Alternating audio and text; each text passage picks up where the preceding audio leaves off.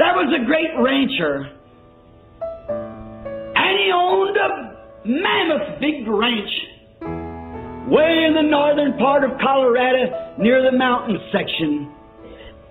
And on this certain ranch, the owner or the caretaker, what we call there the top, the foreman, he had about 5 daughters. They were all beautiful women, young, single. And there was a little lady there, which was a cousin to these girls, that her father and mother had both deceased. And she was brought over there to live with her uncle. And those girls, they wasn't those fancy type of frilly frocks, you know, and they just took this poor little girl and they just treated her like she was some animal. All the hard work poured right on her. She washed the dishes, she cleaned up, she fixed the bunks, she had to do it all. And they just stayed around with polished fingernails and manicure, the stuff on their lips and all fixed up, you know, just prissy. When they heard that from Chicago, the big packing company who owned the outfit, his young single son was coming to visit the ranch. Oh, did they dike out in good clothes? And did they dress and make ready for his coming? And each night the conversation would be, they were going to dance this young man and marry him, they would own the ranch themselves, for the son would fall heir to all. So they made themselves ready. Of course, that poor little cousin, that reminds me of an offcast somewhere. You can appreciate her. She was a beautiful woman, but oh my, she was a nice little girl, but she was not even considered among them, not as a relative, not even considered.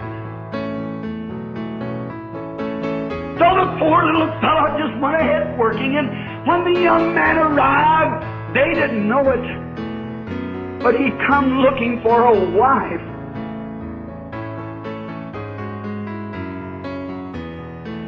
And as this boy looked upon him, he was disheartened.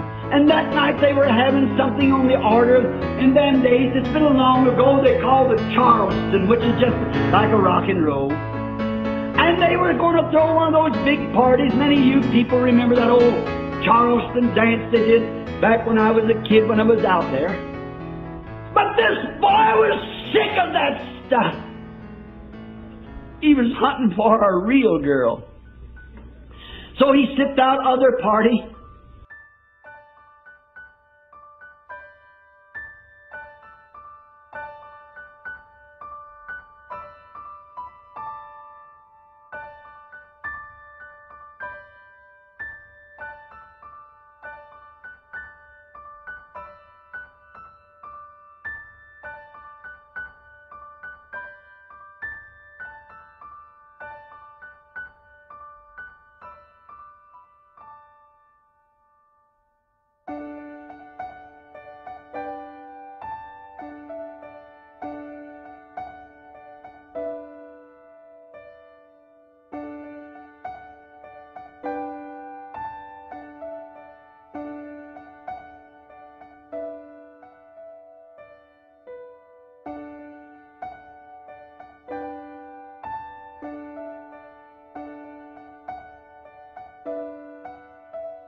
Good evening. Don't be afraid of me. I want to tell you something. I come out here for one purpose. I come out to find a wife.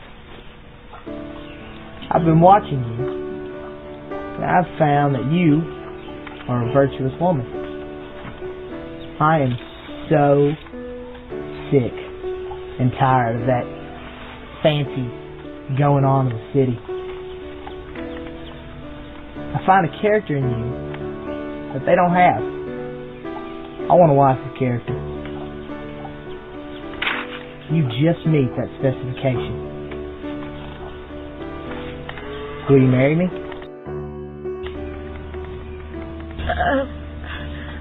Of course I would, but I'm not worthy. Don't think of that.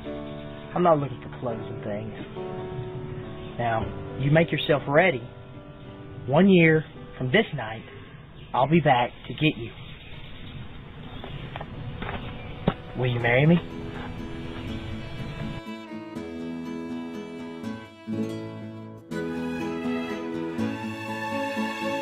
All years she worked, slaved, and saved her little 75 cents of clothes they give her for her wages a day. And she was saving up her money to buy her wedding gown, to make everything ready. Oh, that was all her thought, making ready.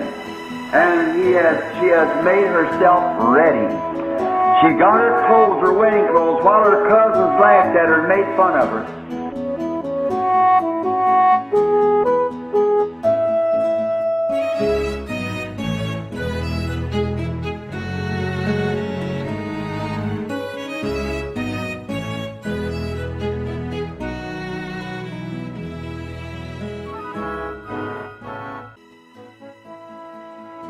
She dressed herself in her wedding garment,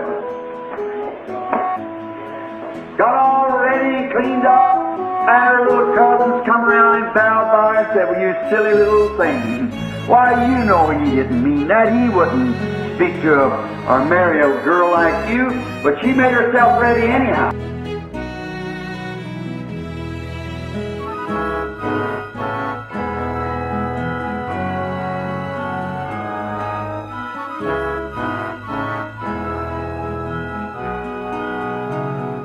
So come along late in the evening and they begin to mock and make fun of her. She stood right at the door waiting anyhow. And so he said, "What time did he say he'd be here?" He said he didn't say. But said he told me tonight that he gave me the engagement ring. He said he told me it would be about 1 year from now. Therefore, I've got an hour left. Amen. Just kept waiting. I got 1 hour left. 30 minutes left. 10 minutes left.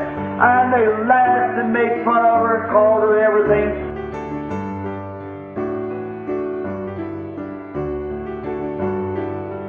They said, "You poor little ignorant fool. Why, you know that man didn't mean that." And isn't that just exactly what they say today? How could a bunch of holy rollers, a bunch of people who hardly can write their own names, how would they ever be the church? How would a group like that ever be? But that's just all right. When we got engaged and felt that betrothal kiss of Jesus Christ on our heart to take away our sins, something tells us that He's coming back again. This is someday He'll come back.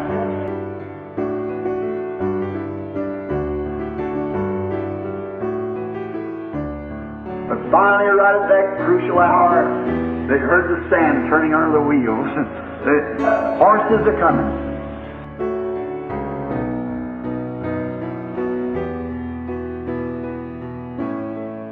What a thing it was to see that little bride had made herself ready, jump out of the door and round through the rose-covered trellis out there to fly into the arms of the man that she loved and to be her husband, to pick her up in like that and be married and ride away.